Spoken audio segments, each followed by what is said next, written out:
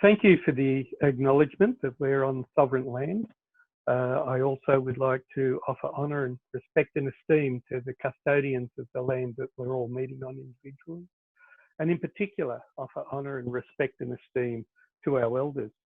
We're a little bit over time, so I'll be as brief as I can. I'm probably, and now for something a little different, not so much facts and figures. That's why I wanted to be on this panel, and I find the idea of coming onto a panel with a group like this quite exciting. This is an investigation, an opportunity for voices to be heard that isn't coming from a government-driven body with government employees. And I think you can all understand what I'm alluding to there. This is giving an opportunity for a diverse group to gather information from original sources.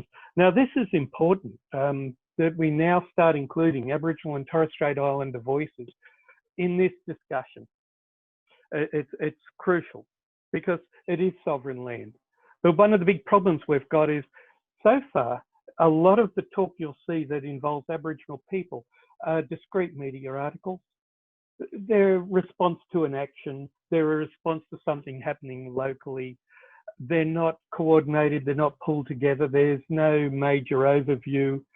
It falls into, in some ways, the way things are written, the pan-Aboriginality issue. There's an Aboriginal problem and there'll be an Aboriginal solution. Well, we know from Closing the Gap, that doesn't work. That doesn't work. It's just not the way to go. And this gives people out there the opportunity to put in some submissions and give some informed concept for the future here. So I'll just raise some of the, just a quick overview because we don't have much time. We have such a diversity of relationship between Aboriginal peoples and military circumstances. We have a group in one state who have been quite happy on their land that they have on native title to allow the launch of a space vehicle to put up communication satellites. Some of those satellites will be used for military purposes. They negotiated it on their terms and they were happy with that circumstance. Another state, we have a space base being forced onto people who haven't been consulted properly as to whether they want it, where they might want it, where it might be placed, and there's conflict there. Then in another state, we've had a group who for 20 years have been trying to negotiate their relationship over Crown land that they couldn't put in land rights because everyone conflates land rights with that rotten native title that's subservient to any other competing claim. It's taken them 20 years to be able to come to an agreement that might protect some sites and some access over land that's used for military training, not just for Australians, but for overseas forces as well.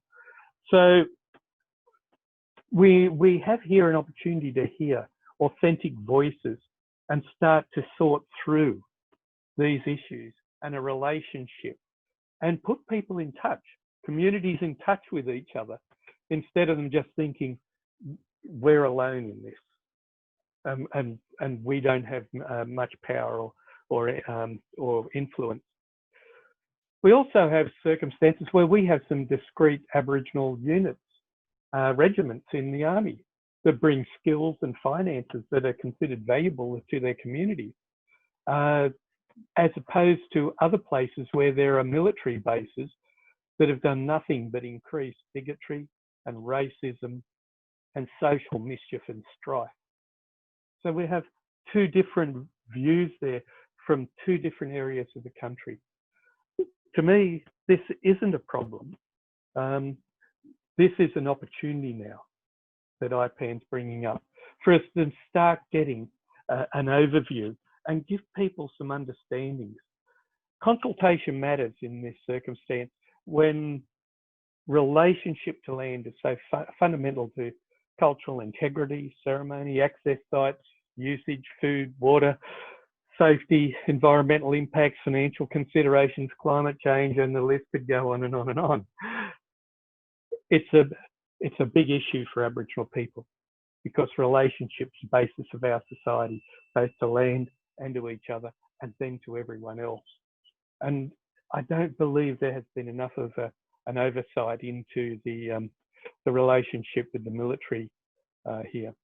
So this inquiry gives a chance for diverse situations to be compared, so that in the future policy and action can be expressed less as supposed opinion and more from informed understanding and then informed consent.